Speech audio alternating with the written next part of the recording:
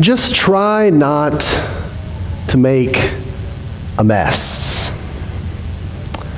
I'm not sure how many times I say those words in a given week, but if I were to guess, it's at least on a daily basis. Of course, I'm not really sure why. After all, they don't seem to make much of a difference. Play-Doh in the carpet, slime on the kitchen counter, toys strewn all over the house. Don't get me wrong, I realize they're kids, and it's just what they do, or at least they certainly did the other day at our neighbor's. Apparently, Clara and her friend Evelyn wanted to make a salad for lunch, and so Evelyn's mom told them to go in the kitchen and start getting out the ingredients. Well, naturally, they pulled out all the essential elements to making a gourmet salad, things like chocolate chips and whipped cream and milk and peanut butter and sprinkles and Lord knows what else. And they didn't stop there. No, they then proceeded to put those ingredients in a bowl, put them in the microwave for a minute, before dumping them all out into a plastic baggie and adding lettuce as a garnish. Because that's how everyone enjoys their salad, right? Well, you can imagine what the kitchen looked like afterward.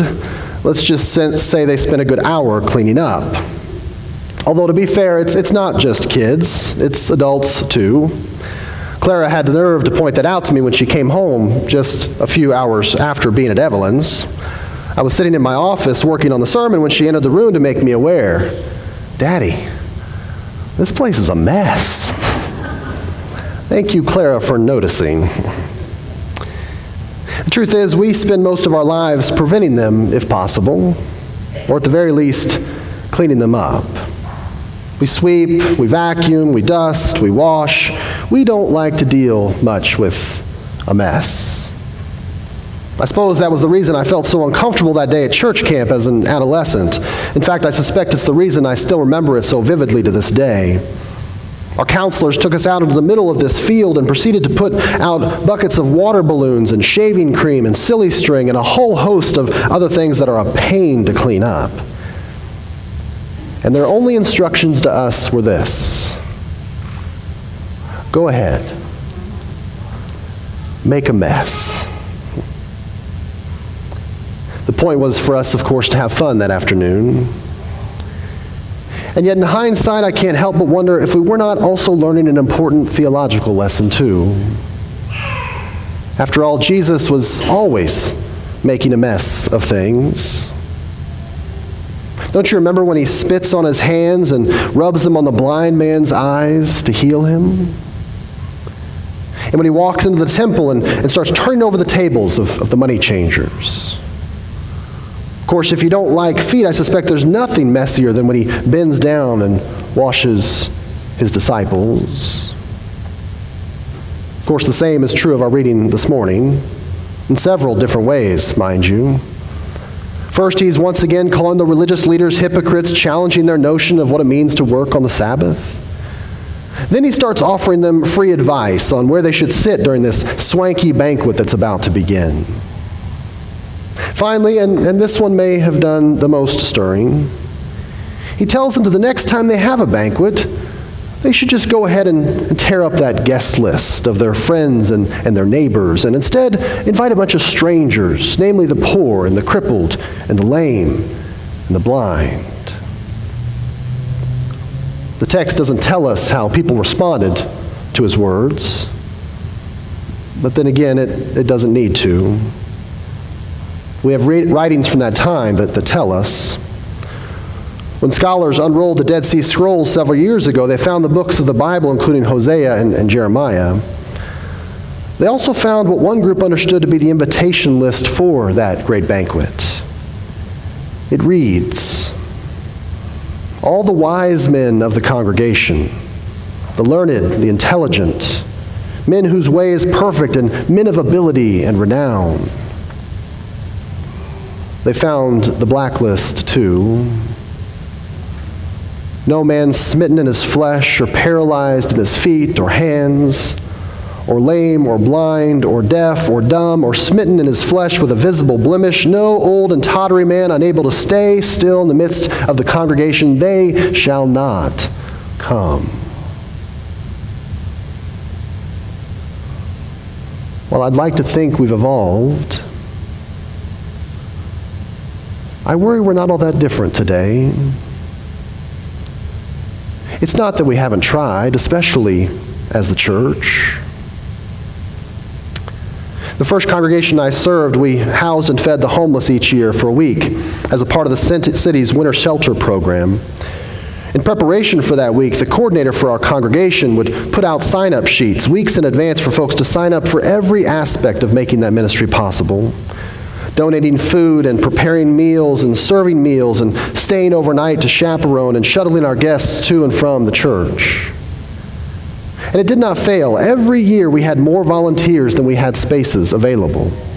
People wanted to give their time and their energy and their resources to this important ministry. In fact, sometimes we had too many volunteers, and we actually had to turn people away because there wasn't enough work for them to do.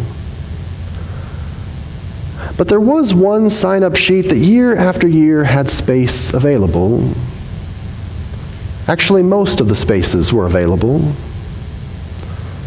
That was the sign-up sheet for people to simply sit with our homeless guests, eat with them, play games with them, and have fellowship. In the 5 years I participated in that ministry, only a handful of people signed up their names to that particular list. And there's no judgment here. Look, I get it. It's counterintuitive and countercultural. It's upending and sometimes really uncomfortable. It can cause us pain, or at the very least, some grief. Being a person of faith is, well, it's messy business. Or at least that's been my experience. And I suspect yours too.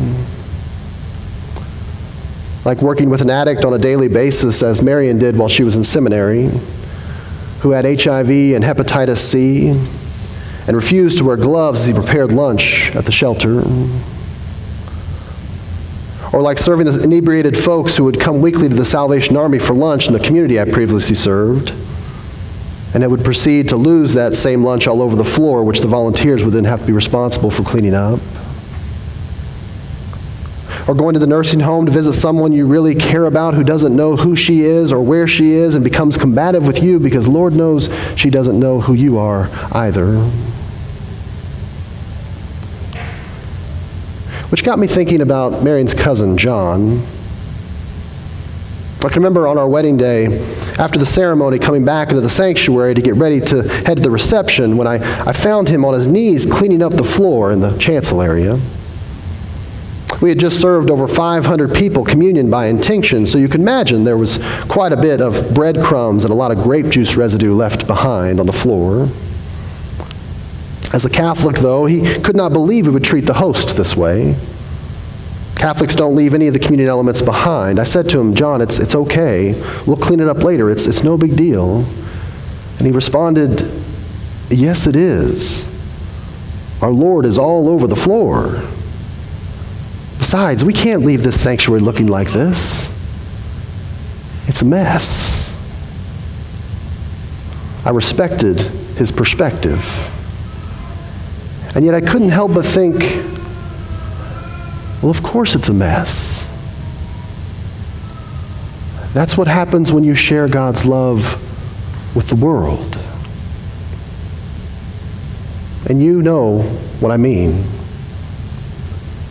There's kids' arts on the wall and maybe crafts lining the hallways of the church that kids created during Sunday school. And there are canned goods stacked up in the corner and grocery sacks of non-perishables and the mission counter and packages of new socks and t-shirts in a bin. And there are sweaty congregants working on the church grounds or at the Community Assistance Center on a Saturday, and people of every race and socioeconomic status and orientation coming in and out of the building for worship on Sunday morning. And yes, there might even be a little vomit on your shoe. A little blood on your shorts. Tears soaked into your shirt. Look, I know it's important that we keep our church building clean. I realize there's value in having things organized and easy to find. I understand it's essential the space be welcoming and inviting. Trust me, no one wants to come into a church that's messy. But if we never spill grape juice on the floor or allow for crumbs of bread on the ground, are we really doing the work that God calls us to do? I was reminded of my camp experience a couple of weeks ago because a similar experience transpired in our cul-de-sac. It was the day before school started, and I noticed Marion had come home from the grocery store with a strange combination of things: Cheetos and shaving cream. She proceeded to take a bunch of the neighborhood kids out into the cul-de-sac to play a game in which they were to put shaving cream all over their faces and then toss Cheetos at one another to see how many they could get to stick to their faces. You can imagine this turned into just putting shaving cream all over their bodies and dumping bags of Cheetos on each other's heads. Well, that night we were sitting down and laughing about all that we had done, and I said to her, that was probably the messiest game I've ever witnessed. What on earth compelled you to not just let them, but encourage them to play this specific game? She said, they're about to go back to school where every day they're going to learn how to be responsible and well-organized and well-behaved. Where else are they going to learn that sometimes it's okay to make a mess? She was right, of course. She always is. Don't you dare tell her I told you that. Although she didn't come up with it by herself. She learned it from a man who made it his mission to make a mess of this world, to save us from ourselves. And so it's time. It's time to make a mess of things. It's time to stand up and tell the world that white supremacy is a sin. It's time to tell our politicians that immigration isn't first a political issue, but a humanitarian one. It's time to remind one another that we're not called to be chaplains for Democrats and Republicans, but to demand justice and righteousness for all God's people and God's good earth. And yes, let's let children run in our sanctuary from time to time and allow mission projects to spill out of classrooms and into the hallway and let people in our church doors who the world wants out. I know we won't be the most popular people in our book clubs. We won't win any awards. We won't be asked to sit in any high places of honor. Heck, we may not even be welcome in some of our family and friends' homes. We'll stir things up. And living this life will not be easy. And yet that's the table Jesus sets, isn't it? One where everyone's invited to take a big hunk of the bread of life and to gulp deeply from the cup of God's love. It's not the most sanitary exercise. It's one big hot mess. And an essential reminder of how we are to live our lives, each and every day.